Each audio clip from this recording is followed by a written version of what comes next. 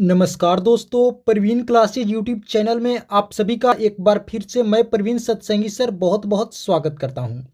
दोस्तों, आज की एक और वीडियो हम लेकर आ गए हैं बिहार एसएससी इंटर लेवल की परीक्षा के लिए अति महत्वपूर्ण सामान्य ज्ञान व सामान्य विज्ञान के प्रश्नों का। जी हाँ दोस्तों, आज की वीडियो में भी हम लोग देखेंगे बिहार एसएससी इंटर लेवल के लिए top most important GK GS के प्रश्न। तो आइए दोस्तों, इस वीडियो को हम लोग शुरू करते हैं। दोस्तों, वीडियो में आप लोग अंत तक जरूर बने रहेंगे। एक एक प्रश्न बहुत ही महत्वपूर्ण होने वाले हैं आगामी बिहार एसएससी इंटर लेवल की परीक्षा के लिए। तो चलिए आज की क्लास हम लोग शुरू करते हैं। पहला प्रश्न है, निम्न में से कौन सा मुस्लिम आक्रमणकारी कोहिनूर हीरा एवं मयूर सिंहासन लूटकर अपने साथ ले गया? दोस्तों, प्रश्न है, इनमें से कौन सा मुस्लिम आक्रमणकारी कोहिनूर हीरा एवं मयूर सिंहासन को लूट करके अपने साथ ले गया? तो आप लोग याद रखेंगे, वो था दोस्तों नादिर शाह। ऑप्शन ए इसका सही उत्तर होगा। नादिर शाह मुस्लिम आक्रमणकारी था जो दोस्तों अपने साथ कोहिनूर हीरा एवं मयूर सिंहासन को लूट करके ले गया था। आप लोग याद रखेंगे, ऑप्शन ए वो मुस्लिम आक्रमणकारी था नादिर शाह। चलिए आगे बढ़ते हैं। अगला प्रश्न है, पंचायत सदस्य बनने के लिए न्यूनतम आयु कितनी वर्ष होनी चाहिए? दोस्तों, बताने है कि पंचायत सदस्य बनने के लिए मिनिमम कितनी एज होनी चाहिए? तो आप लोग याद रखेंगे 21 वर्ष। ऑप्शन बी इसका सही उत्तर होगा। पंचायत सदस्य बनने के लिए दोस्तों न्यूनतम आयु 21 वर्ष होनी चाहिए। तो ऑप्शन बी हमारा क्या हो जाएगा? बिल्कुल सही उत्तर हो जाएगा, 21 वर्ष। चलिए आगे बढ़ते हैं। अगला प्रश्न है, इंडिका नामक पुस्तक के लेखक कौन है? दोस्तों, बताने हैं कि इंडिका पुस्तक के लेखक कौन है? तो आप लोग याद रखेंगे मेगास्थनीज। ऑप्शन डी इसका सही उत्तर होगा। इंडिका नामक पुस्तक के लेखक कौन है? तो आप लोग याद रखेंगे मेगास्थनीज। Option D. चलिए आगे बढ़ते हैं। अगला प्रश्न है, सिंधु घाटी सभ्यता के लोगों का मुख्य व्यापार क्या था? दोस्तों, बताने हैं कि सिंधु घाटी सभ्यता के लोगों का जो मुख्य व्यापार था वो क्या था? तो आप लोग याद रखेंगे व्यापार। ऑप्शन सी इसका सही उत्तर होगा। दोस्तों, सिंधु घाटी सभ्यता के लोग खुद व्यापार करते थे। क्या करते थे? व्यापार करते थे। उन लोगों का जो मुख्य पेशा था वो था व्यापार करना। तो ऑप्शन सी इसका सही उत्तर होगा। आप लोग याद रखेंगे, सिंधु घाटी सभ्यता के लोगों का जो मुख्य पेशा था वो था व्यापार। चलिए आगे बढ़ते हैं। अगला प्रश्न है, किस वेद में जुदाई, माया और वशीकरण का उल्लेख है? दोस्तों, बताने कि किस वेद में जुदाई का, माया का और वशीकरण का उल्लेख है? तो आप लोग याद रखेंगे दोस्तों, वो वेद है अथर्ववेद। ऑप्शन डी इसका सही उत्तर होगा। दोस्तों, अथर्ववेद में जुदाई का, माया का और वशीकरण का उल्लेख है। यानी कि दोस्तों जादू टोना का भी उल्लेख इसी वेद में है। आप लोग याद रखेंगे, वो वेद है अथर्ववेद। ऑप्शन डी इसका राइट आंसर होगा। चलिए दोस्तों, आप लोग हमें कमेंट करके बताएंगे कि सबसे बड़ा और प्राचीन वेद कौन सा है? इसका जवाब आप लोग हमें कमेंट करके जरूर बताएंगे। तो चलिए आगे बढ़ते हैं। अगला प्रश्न है, किस शासक ने गंगा एवं सोन नदियों के संगम पर पाटलिपुत्र नगर की स्थापना की? दोस्तों, बताने कि किस शासक ने गंगा एवं सोन नदियों के संगम पर पाटलिपुत्र नगर की स्थापना की? तो आप लोग याद रखेंगे दोस्तों, इसका सही उत्तर होगा उदयन। ऑप्शन बी इसका राइट आंसर होगा। दोस्तों, उदयन ने गंगा एवं सोन नदियों के संगम पर पाटलिपुत्र नगर की स्थापना की थी। आप लोग याद रखेंगे उदयन। ऑप्शन बी इसका राइट आंसर होगा, सही उत्तर होगा। चलिए आगे बढ़ते हैं। अगला प्रश्न है, अर्ग, जूल, कैलोरी निम्नलिखित में से किसकी इकाइयां हैं? बहुत ही महत्वपूर्ण प्रश्न है दोस्तों। बतानी है कि अर्ग, जूल और कैलोरी इनमें से किसकी एसआई इकाइयां हैं? तो आप लोग याद रखेंगे ऊर्जा का। ऑप्शन बी इसका सही उत्तर होगा। दोस्तों, ऊर्जा का इकाई होता है अर्ग, जूल और कैलोरी। तो सही उत्तर क्या हो जाएगा हमारा? एनर्जी, यानी कि ऊर्जा। ऑप्शन बी इसका राइट आंसर होगा। चलिए आगे बढ़ते हैं। अगला प्रश्न है, निम्नलिखित में से किस किरणों में ऋणात्मक आवेश होती है? दोस्तों, बताने है कि इनमें से किस किरणों में ऋणात्मक आवेश होती है? तो आप लोग याद रखेंगे बीटा किरण। ऑप्शन बी इसका सही उत्तर होगा। दोस्तों, बीटा किरण में ऋणात्मक आवेश होती है। आप लोग याद रखेंगे ऑप्शन बी बीटा किरण। चलिए आगे बढ़ते हैं।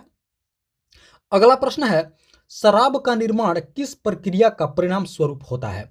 दोस्तों, बतानी है कि शराब का जो निर्माण होता है किस प्रक्रिया का परिणाम स्वरूप होता है। शराब का निर्माण किस प्रक्रिया के अंतर्गत होता है? तो आप लोग याद रखेंगे किण्वन यानी कि फर्मेंटेशन। ऑप्शन ए इसका सही उत्तर होगा। शराब का दोस्तों निर्माण किण्वन के माध्यम से होता है, फर्मेंटेशन के प्रक्रिया के फलस्वरूप होता है। तो ऑप्शन ए इसका सही उत्तर होगा, ऑप्शन ए किण्वन। चलिए आगे बढ़ते हैं। अगला प्रश्न है, बुलेट प्रूफ जैकेट सामग्री बनाने के लिए निम्नलिखित में से किस बहुलक का प्रयोग किया जाता है? दोस्तों बताने कि बुलेट प्रूफ जैकेट सामग्री बनाने के लिए इनमें से किस बहुलक का प्रयोग किया जाता है? तो आप लोग याद रखेंगे दोस्तों, इसका सही उत्तर होगा पॉलीएथिलीन। ऑप्शन सी इसका राइट आंसर होगा। बुलेट प्रूफ जैकेट सामग्री बनाने के लिए किस बहुलक का प्रयोग होता है? तो आप लोग याद रखेंगे पॉलीएथिलीन। ऑप्शन सी इसका राइट आंसर होगा। चलिए आगे बढ़ते हैं। अगला प्रश्न है, यहाँ पे दोस्तों ब्लैंक्स है, बतानी है से गेम खेलना आसान हो जाता है। प्रश्न कह रहा है कि किस कंप्यूटर के दोस्तों वो कौन सा पार्ट्स है जिससे गेम खेलना आसान हो जाता है? तो आप लोग याद रखेंगे जॉयस्टिक। ऑप्शन ए इसका सही उत्तर होगा। दोस्तों सही उत्तर क्या होगा? जॉयस्टिक। जॉयस्टिक से गेम खेलना आसान हो जाता है। जॉयस्टिक किस लिए बना है? गेम खेलने के लिए ही बना है, और इसे दोस्तों कंप्यूटर से कनेक्ट करके गेम खेला जाता है। ये दोस्तों एक इनपुट डिवाइस है, ये भी आप लोग याद रखेंगे। जॉयस्टिक क्या है? एक इनपुट डिवाइस है, गेम खेलने के लिए बनाया गया। तो सही उत्तर क्या हो जाएगा? जॉयस्टिक से गेम खेलना आसान हो जाता है। चलिए आगे बढ़ते हैं। अगला प्रश्न है, किस संत ने ईश्वर को अपने पास अनुभव करने के लिए नृत्य और संगीत यानी कि कीर्तन को माध्यम बनाया? यहां पर दोस्तों संगीत से तात्पर्य है कीर्तन। बतानी है कि किस संत ने ईश्वर को अपने पास अनुभव करने के लिए नृत्य और संगीत का सहारा लिया, माध्यम बनाया? तो आप लोग याद रखेंगे दोस्तों, वो संत थे चैतन्य महाप्रभु। ऑप्शन डी इसका सही उत्तर होगा। आप लोग याद रखेंगे दोस्तों, चैतन्य महाप्रभु ने ईश्वर को अपने पास अनुभव करने के लिए नृत्य और संगीत का माध्यम नृत्य और संगीत को माध्यम बनाया, यानी कि दोस्तों नृत्य को और कीर्तन को उन्होंने माध्यम बनाया ईश्वर को अपने पास अनुभव करने के लिए। तो ऑप्शन डी इसका राइट आंसर हो जाएगा, चैतन्य महाप्रभु। चलिए आगे बढ़ते हैं। दोस्तों अगले प्रश्न से पहले आप सभी से एक रिक्वेस्ट करूंगा, अभी तक आप लोगों ने इस वीडियो को एक लाइक नहीं किए हैं तो दोस्तों आप लोग इस वीडियो को एक लाइक जरूर कर देंगे। साथ ही साथ प्रवीण क्लासेज यूट्यूब चैनल पर आप लोग पहली बार विजिट किए हैं तो दोस्तों इस चैनल को भी आप लोग जरूर सब्सक्राइब करेंगे, इसी तरह का महत्वपूर्ण प्रश्नावली वीडियो प्रतिदिन देखने के लिए। और हाँ दोस्तों, इस वीडियो को आप लोग अंत तक जरूर देखेंगे, आगे दोस्तों और भी बहुत ही महत्वपूर्ण प्रश्न होने वाले हैं। तो आइए अब अगला प्रश्न देखते हैं। अगला प्रश्न है, निम्न में से किसने बड़े पैमाने पर स्वर्ण मुद्राएं यानी कि सोने के सिक्के चलाए थे? दोस्तों बताने है कि इनमें से किसने बड़े पैमाने पर स्वर्ण मुद्राएं चलाए थे? तो आप लोग याद रखेंगे कुषाण शासकों ने। ऑप्शन सी इसका सही उत्तर होगा। दोस्तों कुषाण शासकों ने बड़े पैमाने पर सोने के सिक्के चलाए थे, यानी कि स्वर्ण मुद्राएं चलाए थे। तो ऑप्शन सी इसका सही उत्तर होगा, कुषाण शासकों ने। Option C. चलिए आगे बढ़ते हैं। अगला प्रश्न है, साइमन कमीशन वापस जाओ का नारा किस व्यक्ति से जुड़ा हुआ है? दोस्तों बताने कि साइमन कमीशन गो बैक, यह नारा किस व्यक्ति से जुड़ा हुआ है? तो आप लोग याद रखेंगे लाला लाजपत राय से। ऑप्शन ए इसका सही उत्तर होगा। साइमन कमीशन वापस जाओ, लाला लाजपत राय से दोस्तों यह जुड़ा हुआ है। इन्होंने ही कहा था कि साइमन कमीशन वापस जाओ। तो ऑप्शन ए हमारा सही उत्तर होगा। आप सभी को दोस्तों एक और पॉइंट बता देते हैं कि लाला लाजपत राय पंजाब केसरी भी कहे जाते हैं, आप लोग याद रखेंगे। पंजाब केसरी इनका उपनाम है। और दोस्तों साइमन कमीशन वापस जाओ का नारा इन्होंने ही दिए थे। तो ऑप्शन ए इसका सही उत्तर होगा, लाला लाजपत राय। चलिए अब हम लोग आगे बढ़ते हैं। अगला प्रश्न है, भारत का पहला राष्ट्रीय वॉर मेमोरियल कहां पर स्थापित किया गया है? दोस्तों बतानी है कि भारत का पहला नेशनल वॉर मेमोरियल कहां पर स्थापित किया गया है? तो आप लोग याद रखेंगे दिल्ली में। ऑप्शन बी इसका सही उत्तर होगा। भारत का पहला नेशनल वॉर मेमोरियल यानी कि राष्ट्रीय वॉर मेमोरियल कहां पर स्थापित किया गया है? तो दिल्ली में। आप सबको दोस्तों बता दें कि इसकी स्थापना 25 फरवरी 2019 को हुई थी, आप लोग याद रखेंगे। राष्ट्रीय वॉर मेमोरियल की स्थापना कब हुई थी? तो 25 फरवरी 2019 को हुई थी। कहां पर? तो दिल्ली में दोस्तों, आप लोग याद रखेंगे राष्ट्रीय वॉर मेमोरियल का। चलिए आगे बढ़ते हैं। अगला प्रश्न है, नागरहोल राष्ट्रीय पार्क किस राज्य में स्थित है? दोस्तों बताने है कि नागरहोल नेशनल पार्क किस राज्य में है? तो आप लोग याद रखेंगे कर्नाटक। ऑप्शन डी इसका सही उत्तर होगा। नागरहोल नेशनल पार्क राष्ट्रीय पार्क किस राज्य में है? तो आप लोग याद रखेंगे कर्नाटक में। Option D. चलिए आगे बढ़ते हैं। अगला प्रश्न है, क्षेत्रफल की दृष्टि से सबसे बड़ा यूरोपीय देश कौन सा है? दोस्तों बताने है कि अकॉर्डिंग टू लैंड एरिया क्षेत्रफल की दृष्टि से सबसे बड़ा यूरोपियन कंट्री कौन सा है? तो आप लोग याद रखेंगे रूस। ऑप्शन ए इसका सही उत्तर होगा। दोस्तों क्षेत्रफल की दृष्टि से सबसे बड़ा यूरोपीय देश है रूस, और दूसरे नंबर पर आता है यूक्रेन। यह भी आप लोग याद रखेंगे। इसमें है विकल्प बी में, ऑप्शन बी में है यूक्रेन। तो दोस्तों पहले स्थान पर है रूस और दूसरे स्थान पर है यूक्रेन। ये दोनों दोस्तों यूरोपियन देश हैं और दोस्तों क्षेत्रफल की दृष्टि से सबसे बड़ा देश है। आप लोग याद रखेंगे। नंबर 1 पर है रूस और नंबर 2 पर है यूक्रेन। तो चलिए आगे बढ़ते हैं। अगला प्रश्न है, विश्व छात्र दिवस प्रतिवर्ष कब मनाया जाता है? दोस्तों बतानी है कि वर्ल्ड स्टूडेंट्स डे प्रतिवर्ष कब मनाया जाता है? तो आप लोग याद रखेंगे दोस्तों, इसका सही उत्तर होगा 15 अक्टूबर को। ऑप्शन बी, ऑप्शन सी 15 अक्टूबर को दोस्तों प्रतिवर्ष विश्व छात्र दिवस मनाया जाता है। सही उत्तर क्या होगा? ऑप्शन सी 15 अक्टूबर। आप सभी को दोस्तों बता दें कि डॉक्टर एपीजे अब्दुल कलाम के जन्म दिवस के उपलक्ष्य में दोस्तों प्रतिवर्ष विश्व छात्र दिवस मनाया जाता है 15 अक्टूबर को। यह पॉइंट को भी आप लोग अच्छे से याद रखेंगे। ऑप्शन सी 15 अक्टूबर। चलिए आगे बढ़ते हैं। अगला प्रश्न है, भारत के किस राज्य के आधिकारिक भाषा अंग्रेजी है? दोस्तों बतानी है कि भारत का वह कौन सा इकलौता राज्य है जहां का आधिकारिक भाषा, राजकीय भाषा क्या है? अंग्रेजी है, इंग्लिश है। तो आप लोग याद रखेंगे नागालैंड। ऑप्शन डी इसका सही उत्तर होगा। भारत के दोस्तों इकलौता राज्य है नागालैंड जिसकी आधिकारिक भाषा क्या है? अंग्रेजी है, इंग्लिश है। चलिए आगे बढ़ते हैं।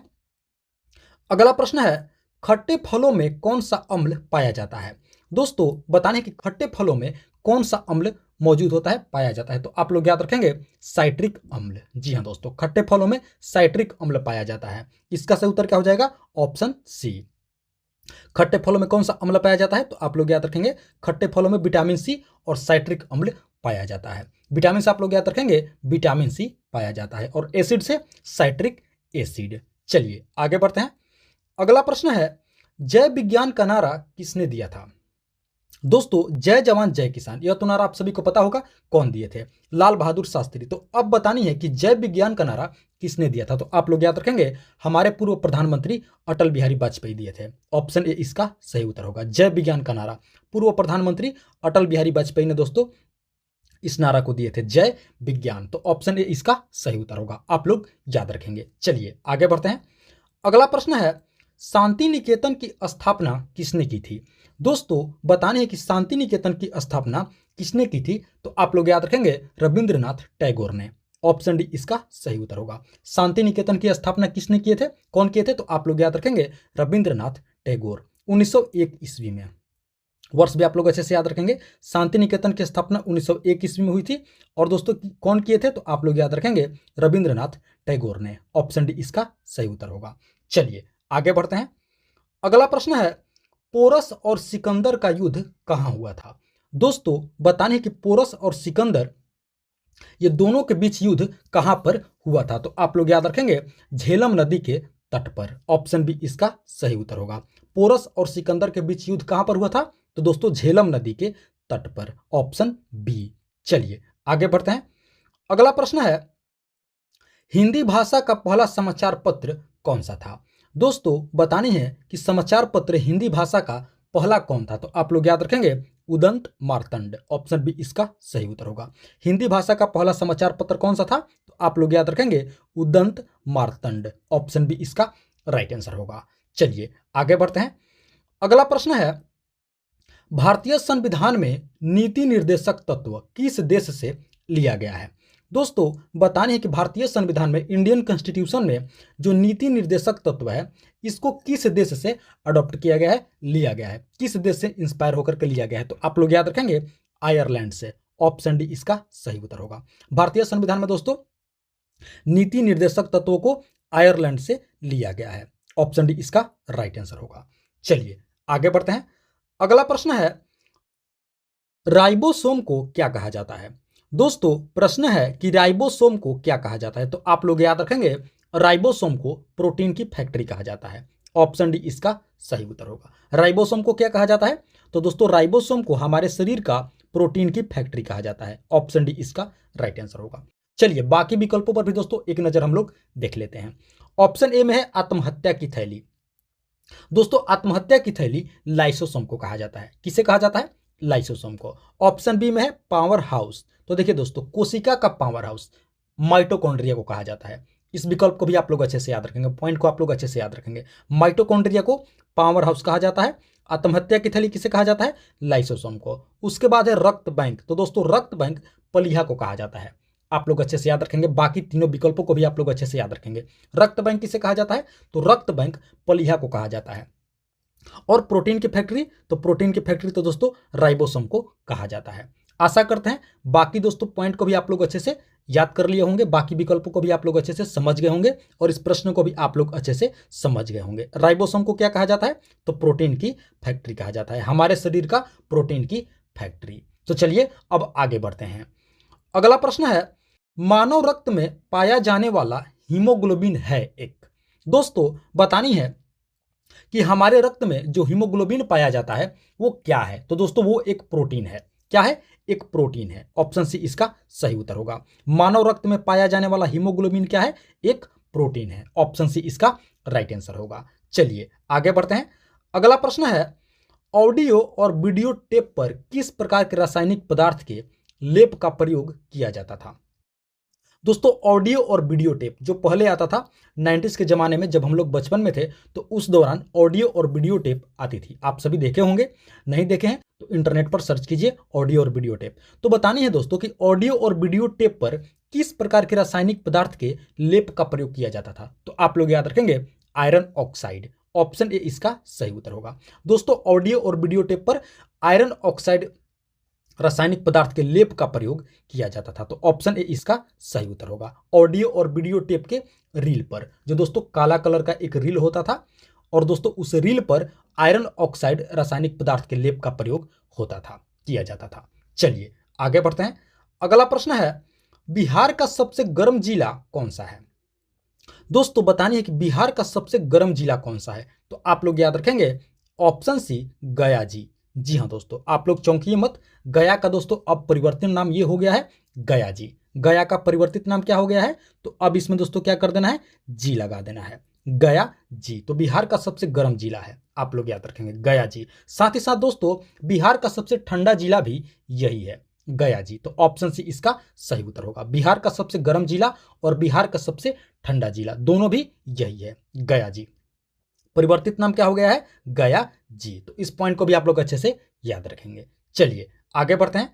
अगला प्रश्न है, दूध से मलाई निकालना किस प्रक्रिया का उदाहरण है? दोस्तों बतानी है कि जो दूध से मलाई निकाला जाता है मथ करके, वो किस प्रक्रिया का उदाहरण है, किस प्रक्रिया के अंतर्गत उसे निकाला जाता है? तो आप लोग याद रखेंगे अपकेंद्रीय बल।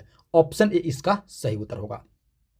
दोस्तों दूध से मलाई निकालना यह अपकेंद्रीय बल का उदाहरण है। अपकेंद्रीय बल के अंतर्गत दूध से मलाई को निकाला जाता है। ऑप्शन ए इसका सही उत्तर होगा। आप सभी को दोस्तों एक और पॉइंट बता देते हैं, आप सभी को पता भी होगा कि अपकेंद्रीय बल के सिद्धांत पर ही जो हमारे घर में वॉशिंग मशीन है, कपड़ा धोने की मशीन है, वो कार्य करता है। इस पॉइंट को भी आप लोग अच्छे से याद रखेंगे। अपकेंद्रीय बल के सिद्धांत पर ही वॉशिंग मशीन भी काम करता है और इसी प्रक्रिया का उदाहरण है दूध से मलाई को निकालना। तो ऑप्शन ए इसका सही उत्तर होगा, अपकेंद्रीय बल। आप लोग याद रखेंगे।